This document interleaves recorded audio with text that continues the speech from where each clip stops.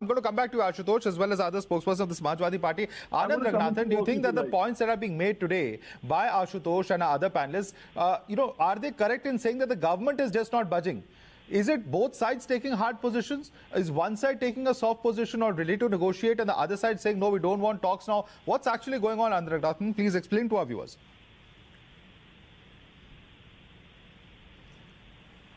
Yeah, good evening, Madhav. Beyond the hypocrisy, let me come to the matter of the MSP, because it has been made into a crux of these protests. And, because I've been listening very patiently to my esteemed panelists, I hope they won't interrupt me, because I'm going to say something which is apolitical and only technical.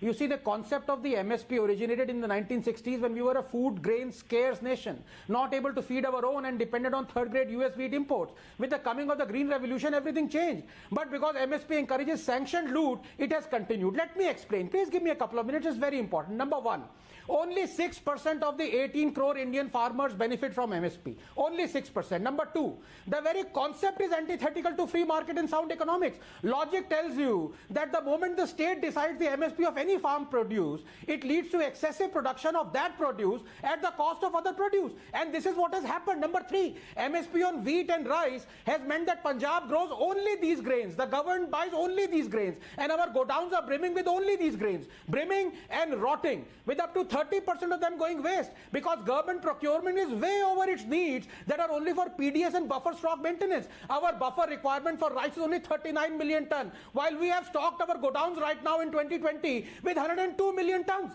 Number four, with the MSP increasing year on year to placate farmers and political vote banks, private companies find it cheaper to buy grains from sources other than the state, even import it. Number five, with increasing MSP, cost of every value added along the chain also increases, from seeds to production to retail, leading to inflation. Number six, with no one buying the MSP produce, its quality suffers. The environmental damage for hoarding produce no one wants is immense. Number seven, if MSP was to be guaranteed for all agricultural produce, the government would be shelling out around 16 lakh crores of our money. Eight, fixing of MSP is archaic and prone to miscalculations. ICAR says Indian farmers have lost 45 lakh crores due to faulty MSP pricing of produce in last 15 years. Number 9, please give me 30 seconds, Madhav. 62% of all farmers surveyed recently said they want to fix their own price for their own produce. Number 10, if you turn MSP as mandatory for private companies, they'll simply refuse to buy it. It is cheaper to import.